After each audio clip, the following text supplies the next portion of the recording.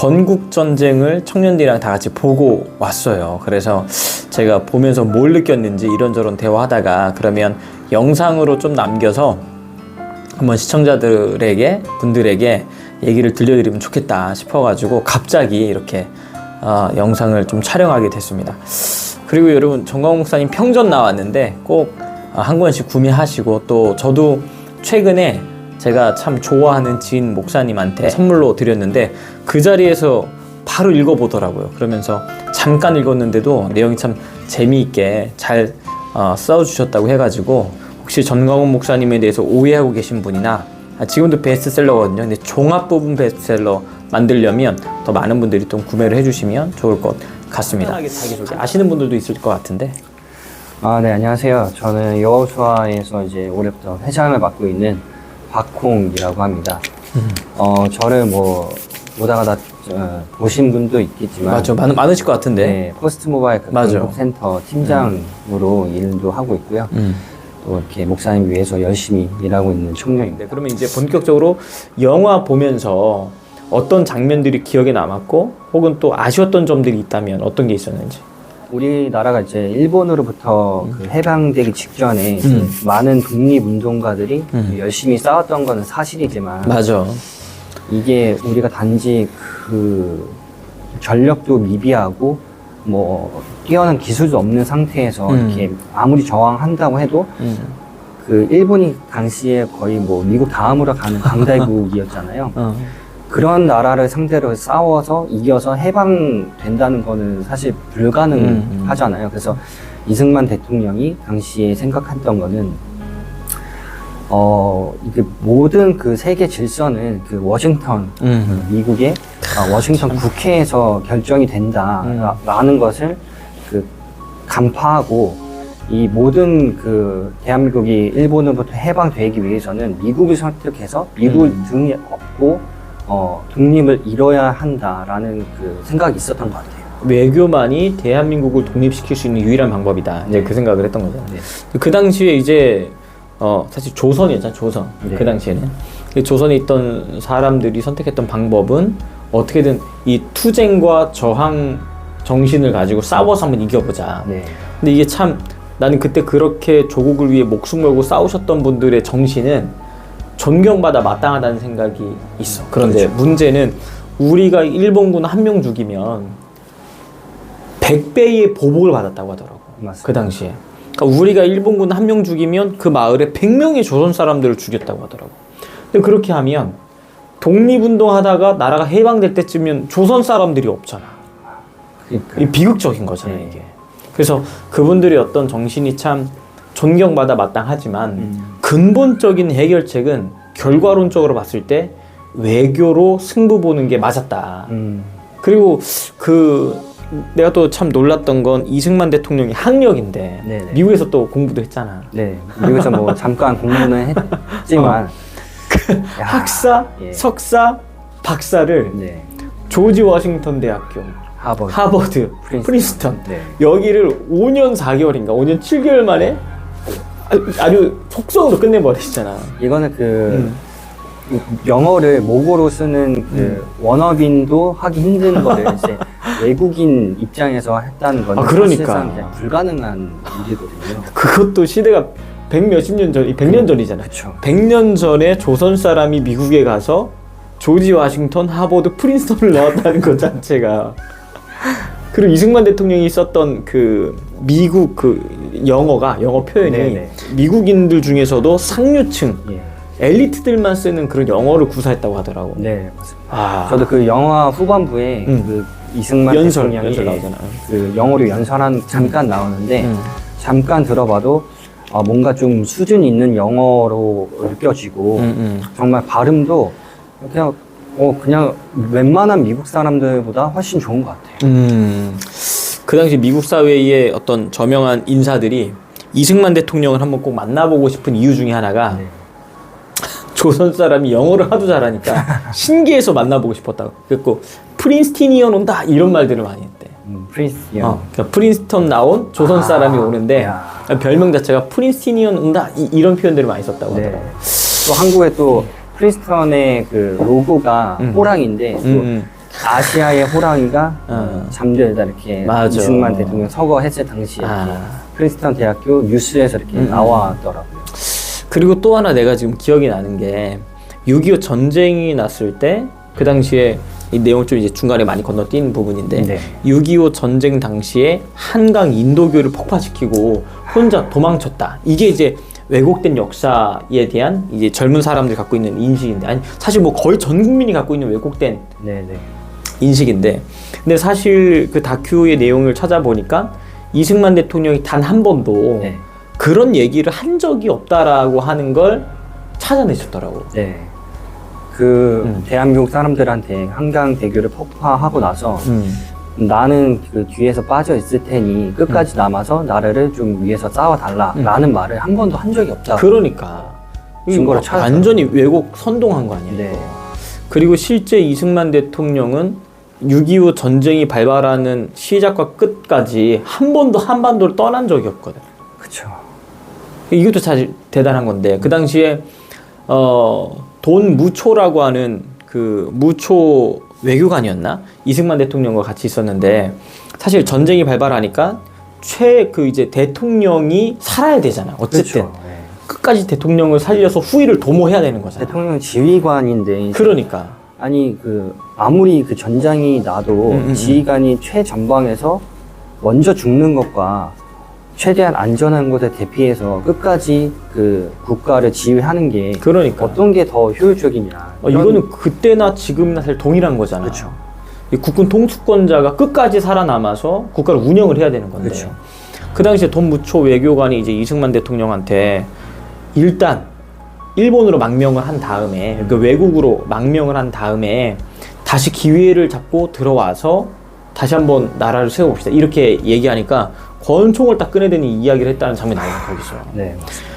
이 총으로 지금 만약에 공산당놈들 몰려오면 한 발은 우리 와이프, 한 발은 저 공산당, 한 발은 나를 쏴서 나는 끝까지 우리 조국을 지킬 거고 떠나지 않을 거다. 아니 그런 지도자 대통령이었는데, 그렇게 나라를 사랑하셨던 분이었는데 왜곡을 해서 마치 이승만 대통령이 전쟁 터지자마자 자기 살려고 한강 인도교 다리 끊어버리고 도망친 파렴치범으로 만들어놨잖아. 그래서 싹 다 거짓말이었다는 거잖아, 이게. 그러니까 너무 화가 났던 거는 이제 그 장면이 나오면서 그 영화 내에서 그 한국 그 예능 프로그램에서 이렇게 그 사건에 맞아. 대해서 그 좀 조롱하고 희화하는 그런 장면이 나오는데, 맞아. 야 그때 그 영화 분위기가 와 싸늘하더라고요. 그러니까 네. 이거 공중파에서 지금 거짓말로 방송을 하고 있는 거잖아. 그게. 맞습니다. 역사 왜곡에 대한. 네네. 참 사실 확인도 없이. 네. 그다음에 또 혹시 기억에 남는 거 있어? 가장 좀 슬펐던 게 그렇게 대단한 업적을 이루고 나라를 위해서 끝까지 싸운 그 대통령임에도 불구하고 그 현재 그 뭐 이승만 관련 기념관 제대로 된 것도 하나도 없고, 맞아. 그것도 이렇게 하와이 저택 저택이 아니라 자택이죠. 자택이 있는데 그것도 다른 사람이 자리를 내어준 거잖아. 네네. 그것도 그 관리가 잘 안 돼서 뭐 어느 것 그 하나 제대로 된 대우를 받은 게 없습니다. 그 당시에 하와이 가실 때에도 사실 이승만 대통령은 하와이로 망명 갔던 게 아니었잖아. 네. 근데 기사에는 망명 갔다고 돼서 특필이 돼서 맞습니다. 도망친 거죠. 경향신문. 그러니까 예. 경향신문 진짜 정말 한결 같아. 정말 한결같고 그때 그 기자 이름이 제가 정확히 기억이 안 나는데 그 비행기에 올라타서 그 이승만 대통령 그때 당시에 그 2주 동안 그 맞아. 프란체스카 그 여사와. 여사와 이제 그 여행을 맞아. 가려고 잠깐. 이렇게 그것도 어쨌든 박정희 정권이 이제 들어서야 되는데 네네. 이승만이라고 하는 국부의 존재가 너무 크니까 사실 정치적으로 잠깐 좀 나가 계시면 좋겠다. 2주 동안만. 네네. 그 이거 완전히 이승만 대통령 속아서 나가셨던 거거든. 그 배경이. 근데 나갔다가 들어오시려고 하는데 이제 알게 된 거지. 네. 내가 들어갈 수 없구나. 그래서 그 당시 그 다큐에 나오지만 이게 너무 스포가 돼가지고 네네. 다 디테일하게 말씀드리기 좀 뭐한데 네. 이승만 대통령이 너무 검소하게 사셔가지고 프란체스카 여사가 반찬 종류가 2개, 3개만 넘어가도 막 호통을 치셨다고 하더라고요. 갈비 반찬에 나오면은 어떻게 사치를 이렇게 부리냐. 아니 대통령인데 갈비 정도는 먹을 수 있지 않나. 그 이유가 돈 모아서 네. 다시 한국에 그러니까 돌아가야 한국 우리 되니까. 다시 코리아 돌아가야 되는데 갈비 먹을 돈으로 빨리 비행기 표값을 모아야 된다. 근데 대한민국 내에서는 이승만 대통령이 하와이로 망명할 때 스위스 계좌에 불법 자금이 있어가지고 그거 들고 도피했다 이렇게 나왔다는 거예요. 이렇게. 근데 실제 하와이에 거주하시는 분들 얘기 들어보니까 네. 재산이 하나도 없었다는 거야. 재산이. 야, 이런 대통령이 어디가 있어? 이승만 대통령과 다른 필리핀 독재자와 이렇게 비교 대비하자면. 하는 게 있는데, 야, 그것도 진짜 다른 그러니까 독재자의 개념조차 좌파들은 잘 모르는 거예요. 어떤 독재자가 그렇게 국민들 앞에서 검소한 삶을 살고, 맞아. 자기 집 하나 제대로 된 것도 없고, 그리고 서거했을 당시 모든 국민이 뛰쳐나와서 이렇게 그러니까 애도하는. 이게 독재자라고 말할 수가 없는 게 그렇죠. 이승만 대통령이 하와이에서 서거하신 이후에 그 이승만 대통령과 동시대에 살았던 미국 장성들이 네. 벤플리트 장군이 그 운구 다해서 한국땅에 갖고 오시거든. 네. 그 다음에 이화장으로 가족장으로 이제 장례를 치르는데 2002 한일 월드컵 때보다 더 많은 사람들이 나왔단 말이야. 맞습니다. 그러니까 어떤 국민이 독재자의 죽음을 그렇게 애도하냐고. 그러니까요. 말이 안 되잖아 이게. 역사적 기록이 지금도 구글 들어가서 서치만 해도 다 나오거든. 그리고 나 이게 더 놀라운 게 어떤 독재자가 네. 국민이 원한다면 스스로 내려오고. 그걸 말이 안 되잖아 이게. 말이 안 되죠. 전 세계의 어떤 대통령, 권력자 중에 국민이 내려오라고 말한다고 해서 내려온 지도자가 한 사람도 없거든. 유일해. 이승만 내려오라고 대통령이. 시위를 해도 안 나오는데. 시위하면 걷다가 이제 총칼 들고 난리가 그쵸, 나는 건데. 그럼에도 이승만 대통령이 하야를 딱 하시고 나서 이제 대통령 관사에서 차가 딱 나왔는데 차를 안 타셨다고 하더라고. 그 당시에. 왜냐면 난 이제 대통령이 아닌데 어떻게 대통령이 타는 차에 내가 탈 수 있겠는가. 그 90 다 되신 노인이 지팡이 짚고 계속 걸어오시는 거야. 그러다가 지쳐서 쓰러진 그때에 막 부관들이 몸을 막 끌어 당겨갖고 차에 모셔갖고 이화장까지 온 거라고 하더라고. 어떻게 독재자야 이게. 말도 안 돼 진짜. 네. 다큐를 보면 좀 아쉬웠던 부분 나도 몇몇 장면들이 있었는데 네. 보면서 좀 아쉬웠던 게 뭐가 있었어? 이제 이승만 대통령께서 이렇게 반공 포로 석방을 하셨잖아요. 이제 맞아. 이 포로 석방과 그리고 한미 상업 방위 조약이 체결될 때까지 약간 좀 연결점이 조금 설명이 부족하지 않았나. 그런 부분에 대한 아쉬움이 조금 있었어요. 맞아. 나도 보면서 사실 그 당시 시대적 배경과 상황을 고려해 보면 굉장히 드라마틱한 상황이 좀 전개가 되고 있는 건데 네. 생각보다 조금 이게 좀 건조하게 지나간 것 같아서 나는 그 부분에 대한 아쉬움이 되게 컸었거든. 네네. 왜냐면 아이젠하워가 대통령 이제 공약으로 내세웠던 게 자기가 대통령이 되면 이 사람이 2차 세계대전 종식시켰던 사람 아니야. 네네. 그러니까 저 작은 한국 전쟁 하나 종식을 못 시키는 내가 나를 뽑아주면 한국 전쟁을 종식시키고 3년 동안 우리 젊은이들이 가서 지금 피해를 입고 그 당시에 미군 젊은 사람들 엘리트들이 군에 입대해가지고 5만 명이 죽고 10만 명이 다쳤단 말이야. 사실 이것도 미국한테 엄청 고마워해야 되는 거 아니야? 네. 미국 입장에서는 엄청난 손실이고. 그러니까. 그래서 공약에서 나오는 부분이 이제 포로 다 이렇게 교환하고. 맞아. 이제 한국 청년들을 다 전쟁을 종식해야 불러들이겠다. 되니까. 네. 맞아. 그랬고 당선이 됐잖아. 네네. 당선이 되고 나서 이제 이승만은 알고 있잖아. 뭘 알고 있냐면 한국 전쟁이 종식이 되면 미군이 나가야 되고 미군이 나가는 순간 북한과 중국과 러시아. 소련 네. 이 세 나라를 이 작은 조선이라는 나라, 이 작은 코리아가 어떻게 그걸 막을 수가 있겠냐.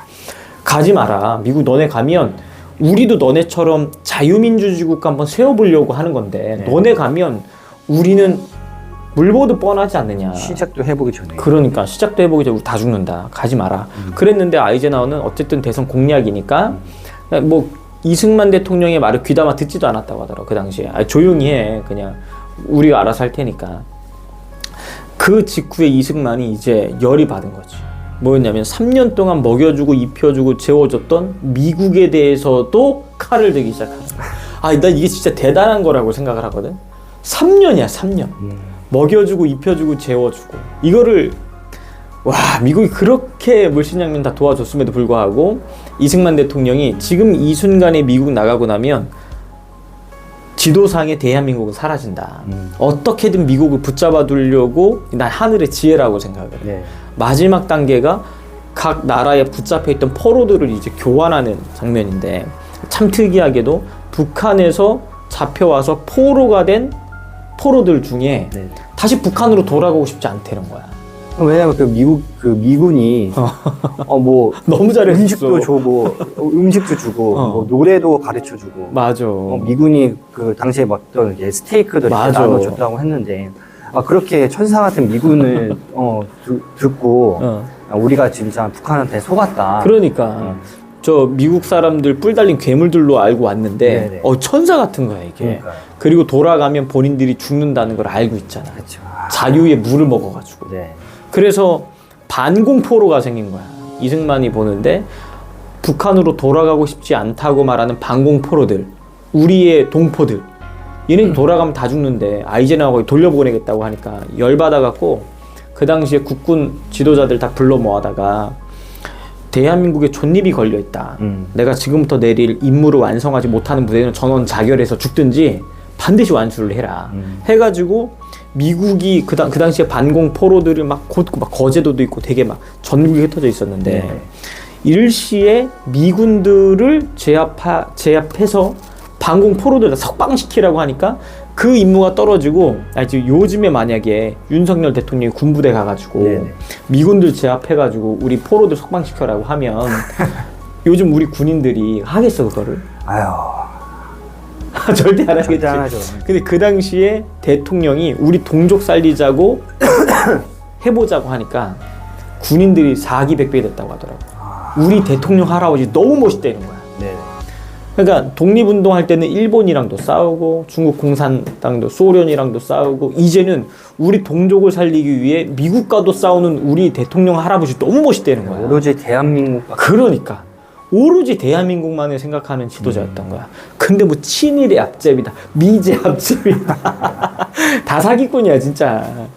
결국에는 반공포로가 이 막 삽시간에 다 막 흩어지니까 그 당시에 이 한미연합 사령부에 왔던 장군이 그 클라크 사령관이었는데 네.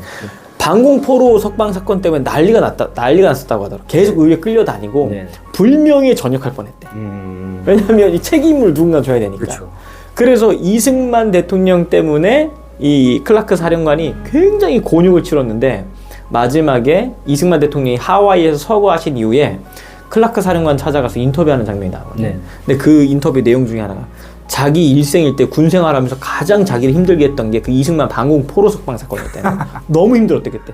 국회 끌려가서 마지막에 불명예 전역까지 할 뻔했고. 근데 다행히 불명예 전역은 안 하고 원래대로. 그랬는데 이분이 하는 말이 나 참 이게 감동스러웠는데 하는 말이 이거 영화에는 안 나와. 네네. 다큐에는 안 나오는데 하는 말이 자기는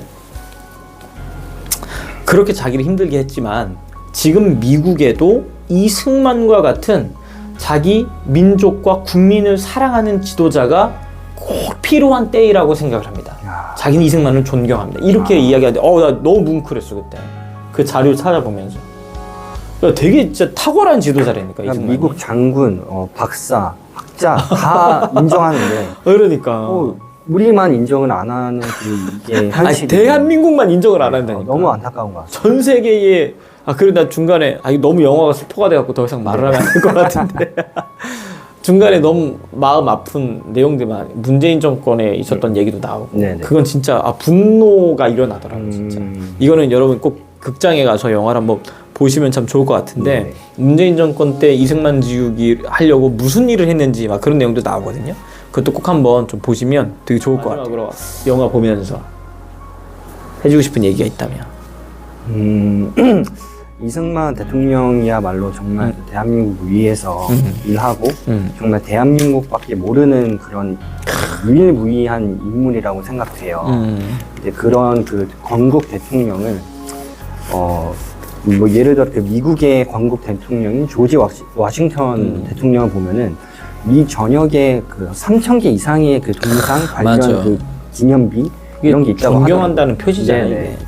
그리고 그 뭐 국민 여론도 이렇게 조사를 해보면은 존경하는 말이 대부분이거든요. 근데 우리나라는 그렇지 않다는 게 너무 안타깝고, 이번 영화 그 건국 전쟁을 통해서 그 이승만 대통령의 그런 업적과 역사관념을 제대로 그 젊은 사람들이 배워서 이승만을 아는 세대가 됐으면은 좋겠습니다.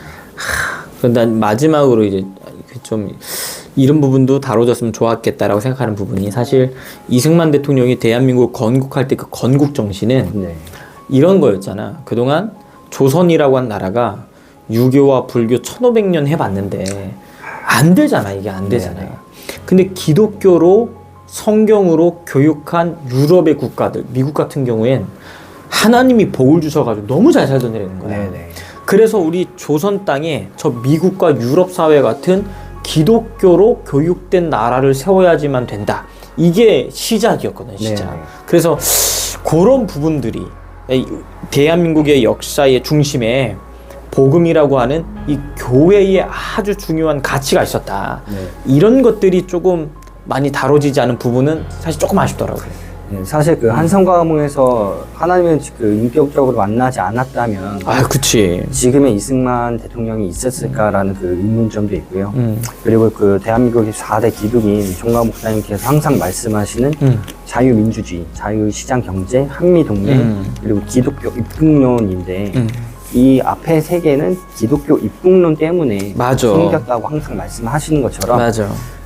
이런 그 영화, 이승만 관련된 영화를 좀 제작을 할 때도 그 기독교적인, 그 복음적인 요소가 조금 빠져서 조금 그런 부분에서는 아쉬운 점이 있었지만 그래도 이번 영화를 통해서 사람들이 그 이승만 대통령에 대한 그 가치관이나 시선, 시각들을 많이 바뀌는 계기가 되지 않을까. 이승만 대통령의 영화가 이렇게까지 흥행할 수 있었던 데에는 분명히 어떤 원인이라는 게 존재한다는 거예요. 그럼요. 원인. 뭐냐면 지금 이 시대의 사람들이 이승만 대통령에 대한 관심을 이렇게 많이 갖게 된 배경이 뭘까라고 한번 고민을 해보면 광화문 운동이 있어요. 왜냐면 목사님께서 광화문 광장을 이승만 광장이라고 이름을 바꾸셨고, 그리고 20년, 30년 나 교회 처음 다닐 때부터 네. 애국 강연을 하실 때마다 이승만 대통령 얘기를 그렇게 많이 하셨거든.